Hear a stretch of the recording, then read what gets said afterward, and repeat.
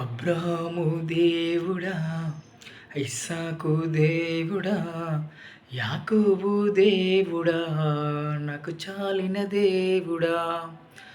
అబ్రహాము దేవుడా, ఇస్సాకు దేవుడా, యాకోబు దేవుడా, నాకు చాలిన దేవుడా. యేసయ్యా, నా యేసయ్యా, యేసయ్యా, నా యేసయ్యా. ఉదయకాలము దేవుడు దీవించి ఆశీర్వదించునుగాక. దేవుడు మనందరినీ కాచి కాపాడాలని చెప్పేసి మనస్ఫూర్తిగా కోరుకుంటున్నాను. దేవుడిచ్చే ప్రేమ చాలా గొప్పది. అందరూ జాగ్రత్త పాటించండి, దేవునిలో ఉండండి. దేవుణ్ణి విడిచిపెట్టకుండా దేవునిలో మనం బ్రతకాల. ఈ జీవితము ఎప్పుడూ పర్మనెంట్ కాదు. మన జీవితము ఎక్కడ పర్మనెంట్ అంటే దేవుని దగ్గర పర్మనెంట్.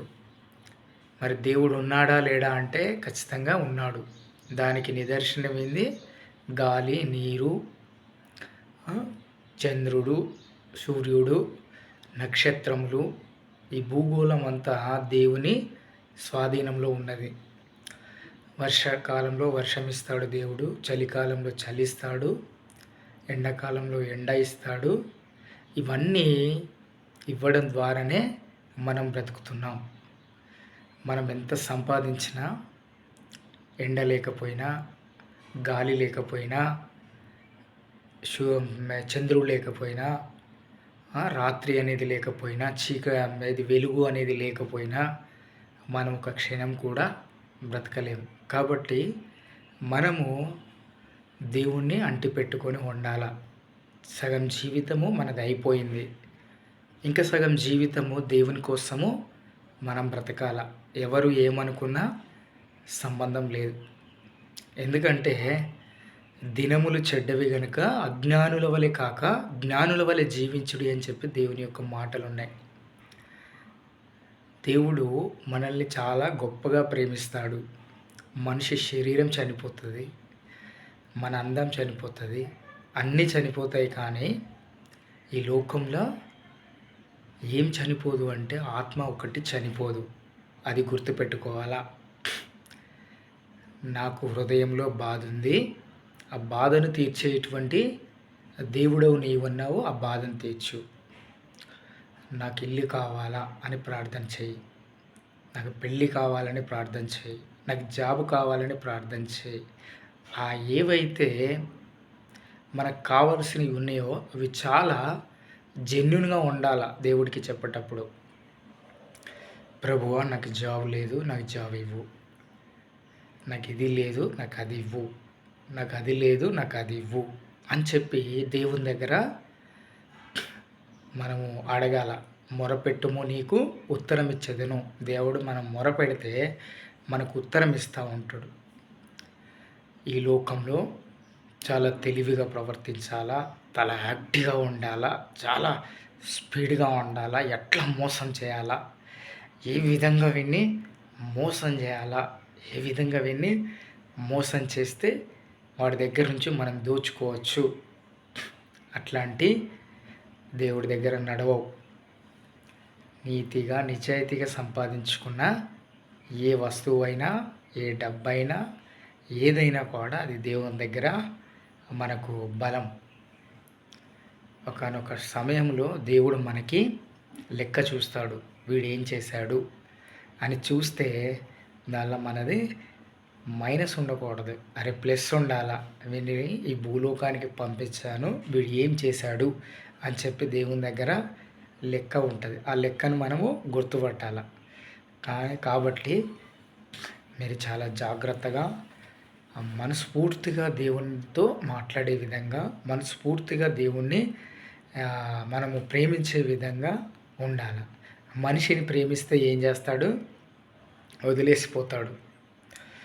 దేవుని వాక్యంలో కూడా ఉన్నది. ఏది? మరియా యోసేపులు వాళ్ళు ఇద్దరు ఒకటైనప్పుడు యోసేపు దేవునికి మహిమతోటి గర్భం అవుతుంది. ఎవరికి? మరియకు గర్భం అయితే యోసేపు ఆమెను విడిచిపోతా అంటాడు. అన్నప్పుడు యోసేపుకు మంచి దర్శనం ఇస్తాడు దేవుడు. యోసేపు, నువ్వు భయపడకు,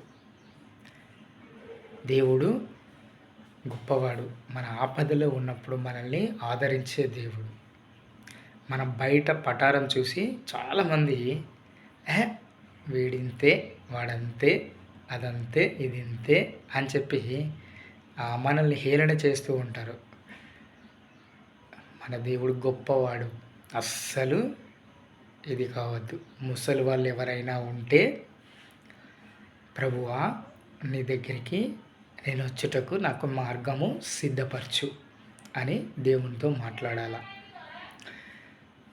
మంచి యవ్వనస్తులు ఎవరైనా ఉంటే, నాకు చక్కని జాబ్ కావాలా, మంచి పెళ్ళి కావాలా, మంచి అమ్మాయి కావాలా, మంచి భర్త కావాలా, మంచి భార్య కావాలా అని చెప్పేసి ప్రార్థన చేయాలా. మిడిల్ ఏజ్ వాళ్ళు ఎవరైనా ఉంటే, ప్రభువా నాకు కాలు నొప్పి, కడుపు నొప్పి, నా సమస్యలు, నా బాధలన్నీ తీసేయి అని చెప్పి ప్రార్థించాలా. నా బిడ్డను రక్షించు అని చెప్పి మనం ప్రార్థించినట్లయితే దేవుడు గొప్పవాడు కదా, మన ప్రార్థన వింటాడు. ఆవగింజంత విశ్వాసం ఉన్న ఎడల కొండను పొమ్మంటే పోను, రమ్మంటే వచ్చును అని అన్నాడు దేవుడు. కొండను పొమ్మంటే పోను, మనం విశ్వాసంతో ఉండాల. ఆ విశ్వాసమే మనల్ని బలపరుస్తుంది. గుర్తుపెట్టుకో, భిక్షాటన చేసుకొని తినేవాడికైనా బతుకుతున్నాడు. రోజు గడిచిపోతుంది. ఆకాశ పక్షులు కూడా రోజులు గడిచిపోతున్నాయి, తింటున్నాయి, బతుకుతున్నాయి. బాగా ధనవంతుడు కూడా తింటున్నాడు, బతుకుతున్నాడు. ఎవరిని తక్కువ అంచనా వేసే అవసరము మనకు లేదు. కాబట్టి దేవుని యొక్క మాటలు చాలా జాగ్రత్తగా వినాల.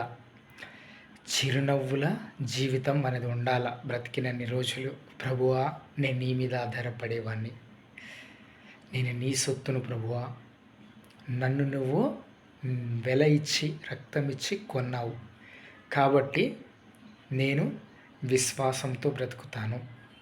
ఈ లోకం కోసం బ్రతకను. ఈ లోకంలో ఉన్న వాటి కోసం నేను ఆశపడకుండా బ్రతుకుతాను.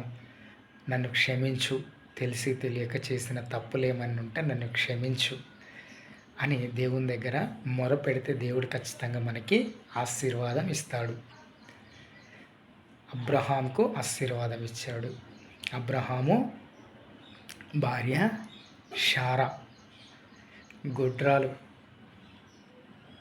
నవ్వింది శారా. ఒకరోజు యేసుప్రభు వాళ్ళ ఇంటికి పోతే నవ్వింది. ఏమని? ఈ వయసులో నాకు ఇంకా గర్భం వస్తుందా, నేను ఇంకా పిల్లలకి అంటానా అని నవ్వింది శారా. నీ నవ్వు వట్టిగా పోదు శారా అని చెప్పి దేవుడు మాట్లాడాడు. అన్నట్టుగానే చూడు అబ్రహాం సంతానం. కాబట్టి దేవుని యొక్క మాటలు చాలా గొప్పవి. కాబట్టి దేవునిలో మనం బ్రతికి ఉండాలని చెప్పేసి మనస్ఫూర్తిగా కోరుకుంటున్నాను. అబ్రహాము దేవుడు, ఇస్సాకు దేవుడు, యాకోబు దేవుడు. అబ్రహాము దేవుడా, ఇస్సాకు దేవుడా, యాకోబు దేవుడా, నాకు చాలిన దేవుడా, యేసయ్యా నా యేసయ్యా.